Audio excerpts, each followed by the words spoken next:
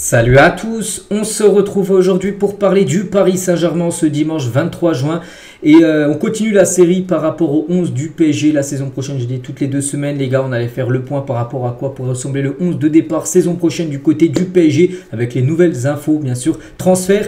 Donc 14 jours après la première version, donc la deuxième version, on repart. Donc c'est parti déjà, on ne change pas le dispositif, ça reste le 4-3-3. Luis Enrique fera évoluer bien sûr le PSG en 4-3-3 saison prochaine. Et on commence tout d'abord au poste de gardien de but. Donc depuis 2 semaines, il y a eu quand même une grosse info. Un nouveau gardien de but arrivé du côté du PSG. C'est le russe Safonov.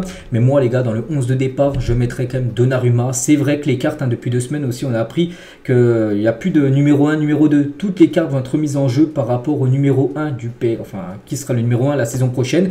Donc il y a Donnarumma et il y a Safonov. Bon après Safonov, je ne sais pas trop ce que ça vaut, mais Donnarumma, je sais que c'est quand même une valeur sûre. J'ai encore vu son match, c'était quand? C'était jeudi soir, je crois, contre Italie-Espagne. Malgré la défaite de son pays, il a fait un énorme match. Et je pense que Donnarumma sera toujours le numéro 1 saison prochaine au poste de gardien de but. Donc après, bien sûr, il y aura des rotations avec Safonov, le nouveau gardien russe qui a été acheté aux alentours des 20 millions d'euros. On continue les gars, on passe cette fois-ci à la défense. Donc défenseur gauche, ça bouge pas. Il y a 2 semaines, j'ai également mis Nuno Mendes.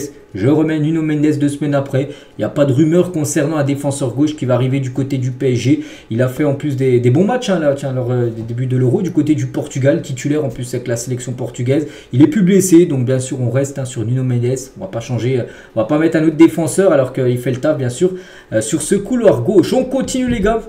Et là j'intègre une recrue. C'est un joueur pas que je mets au pif comme ça, non, c'est un joueur où il y a eu des rumeurs bien sûr. Donc c'est le défenseur du Bayer Leverkusen, Tapsoba les gars, en plus qui a fait une saison exceptionnelle cette saison du côté de Leverkusen. Ils ont gagné le championnat, ils ont gagné aussi la Coupe d'Allemagne, saison historique pour eux. Et ce joueur les gars, je le mets parce qu'il y avait des rumeurs il y a quelques jours que si Leny Yoro, parce qu'aujourd'hui je vais pas le mettre Leny Yoro, je l'ai mis dans la première version il y a 2 semaines, mais Leny Yoro là depuis 2 semaines où le PSG est encore dans la course à 2 semaines, le PSG est toujours dans la course, mais on a l'impression que le joueur a choisi le Real Madrid. Donc on se dit, voilà, si le joueur a choisi le Real Madrid, même si officiellement c'est pas encore fait, Leny Yoro au Real.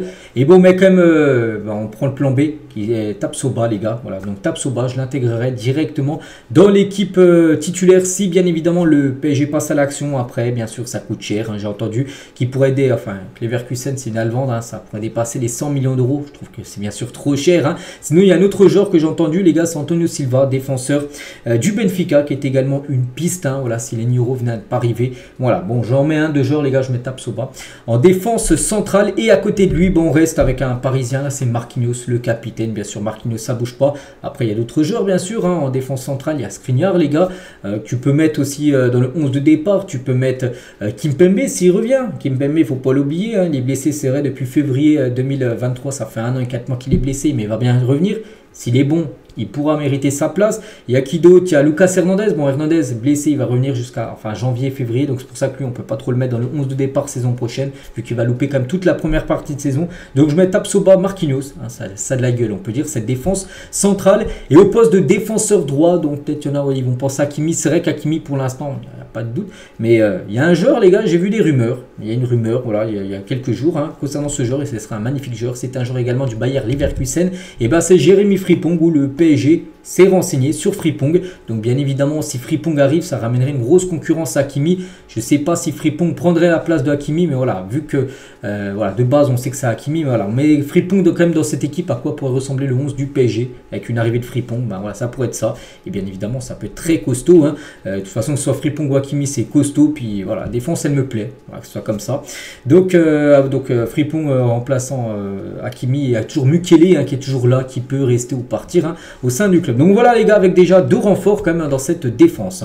On passe au milieu de terrain. On commence tout d'abord avec Vitinha, ça bouge pas. Vitinha, il nous a fait une saison exceptionnelle, le meilleur parisien cette saison, facilement. Donc là avec l'Euro, donc il a été exceptionnel. Déjà les 2 premiers matchs les gars, très bon joueur Vitinha. Donc voilà, je le mets dedans bien sûr. Il a passé un cap, on a l'impression, depuis août 2023. Donc on le met dedans. C'est un titulaire indiscutable de l'équipe. On continue avec un autre joueur qui m'a beaucoup plu les gars. Pourtant je ne l'avais pas mis, je l'avais enlevé il y a 2 semaines, mais vu que là il me fait un gros euro, il me donne envie de laisser encore dans le 11 de départ saison prochaine. C'est Fabien Ruiz les gars. Fabien Ruiz, c'est vrai que c'est un joueur, j'avais dit que c'était très limité pour jouer au PSG, c'est vrai, j'avais dit ça il y a 2 semaines, mais là 2 semaines après il y a l'euro qui a été joué, il a joué 2 matchs, Il a joué le premier match, il a été MVP contre la Croatie.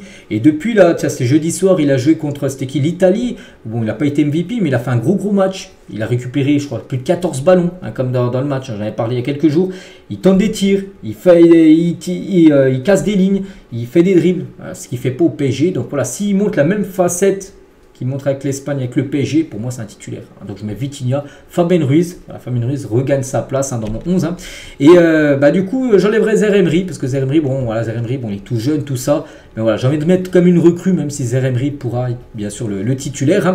Et je mettrai ce joueur qu'on parle beaucoup, les gars. Vous allez voir, hein, j'en parle souvent, les gars, c'est João Neves. Hein. Le jeune joueur portugais du Benfica, que le PSG est intéressé, ça c'est sûr. Hein. Même Fabrizio Romano l'a confirmé que le PSG suit le joueur. Après le problème, c'est le prix. Hein, parce que le Benfica va demander beaucoup d'argent. Donc je l'intègre au milieu de terrain après João Neves, les gars. C'est à peu près le même style que Vitinha. Vitinha va dire ça fait trop, c'est pas bien d'avoir deux mêmes joueurs, le même style. Non, les gars, pour Luis Enrique, le coach, il aime bien avoir la possession de balle. Et Vitinha, on sait que c'est un joueur qui touche beaucoup de ballons et qui en perd très peu. João Neves, c'est pareil. Donc là, ça fluidifierait encore plus le jeu, les gars.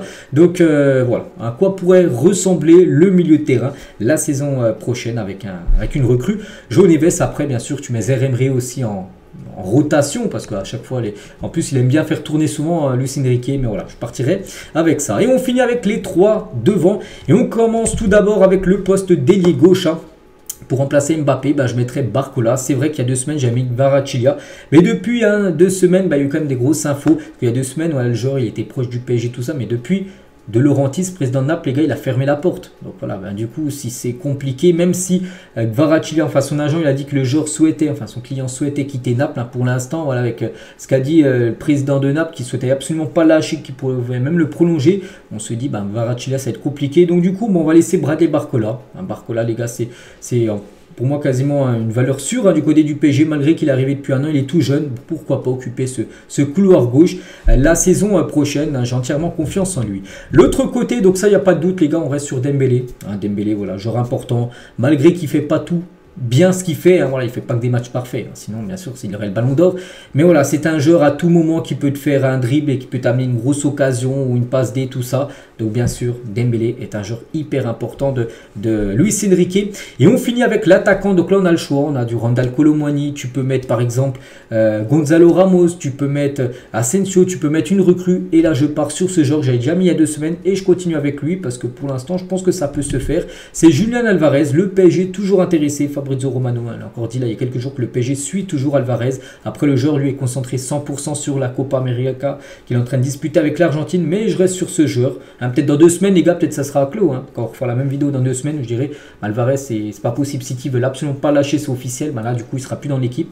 Mais tant que c'est qu'il y a encore un petit espoir, on le met dedans. Julian Alvarez. Donc voilà, les gars, à quoi pourrait ressembler le 11, hein, avec quelques recrues, 4 recrues. Donc Alvarez, João Neves, Tapsoba et Frimpong. Hein. Bon, je trouve pas mal. Après, bien sûr, tu laisses un gros noyau de joueurs parisiens. Et tu rajoutes bien sûr d'autres joueurs, les gars. Par exemple, tiens, Liniro en rumeur. Parce que Liniro, même s'il est plus proche du Real que du PSG, on ne sait jamais, il peut avoir un coup de théâtre et le joueur plutôt préfère signer au PSG qu'au Real, donc on le met toujours dedans. Ryan Cherki, on a entendu beaucoup de rumeurs, hein, concernant Cherki ces derniers jours. Kvaratskhelia qu'on met toujours dedans, parce que malgré que Naples ne veut pas le lâcher, on ne sait jamais, hein, si le joueur part au clash avec Naples, il partira, et bien sûr le PSG pour l'accueillir. Il y a d'autres joueurs, hein, bien sûr, comme Bakayoko, un joueur du PSV que le PSG cible, Désiré Doué, bien sûr qu'aussi ciblé Akluch, joueur de Monaco, là qu'on pourrait rajouter. Donc voilà. Et concernant, n'oubliez pas bien sûr, hein, les joueurs aussi qui composent l'équipe. Hein. Donc Navas, il est plus là, c'est officiel, mais voilà, Beraldo, n'oubliez pas qu'il est un défenseur, donc Beraldo peut rentrer dans le système de rotation en défense. Donc Hakimi peut jouer bien évidemment défenseur droit, ça, il n'y a pas de souci. Donc Hernandez, il reviendra au mois de mars. Donc Marquinhos, Nuno Mendes va parler. Mukele, moi je pense qu'il va partir. Mukele, hein, ça sent le départ. Hein. Jay voulait partir en janvier, je pense qu'il partira là. Skriniar peut rentrer bien sûr dans la rotation des défenseurs centraux.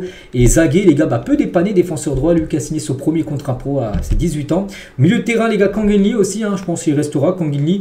Donc Ethan Mbappé, lui, c'est officiel, il a quitté le club. Danilo, c'est que je l'ai oublié, Danilo. Voilà, un joueur encore qui répond encore présent du côté de Paris, qui peut jouer défense centrale, milieu de terrain, mais voilà, un joueur vraiment super sub, on va dire un joueur plutôt pour rentrer en cours de jeu, parce que titulaire c'est un peu léger maintenant. Danilo, hein. Fabien Ruiz en a parlé, Carlos Soler, je le vois quitter le club, Ugarte, je le vois également partir, hein, du Paris Saint-Germain. On en saura beaucoup plus après la Copa América. Vitinha Sarès, Zaire-Emery, on a parlé tout à l'heure. Et devant les gars, Marco Asensio qui restera certainement. Après, Asensio peut rentrer. Après, le problème, c'est un peu les montagnes russes. Asensio, il peut faire deux bons matchs, puis après, on ne le voit plus trop. Puis il y a les blessures aussi qui ont été un gros problème pour lui. Hein. Barcola, on garde. Hein. Dembélé, on garde. Kolo Muani, on espère qu'il fasse une meilleure saison que la saison qui vient de se faire. Hein. Donc Mbappé, Mbappé, on n'a pas le plus vu qu'il ne joue plus ici. Et Gonzalo Ramos, voilà, qui restera, je pense aussi. Donc voilà, pour parler aussi des autres joueurs que j'ai pas pu mettre, les gars, dans cette équipe. Il y a Moscardo aussi, hein. Moscardo, j'ai pas pu le mettre dedans.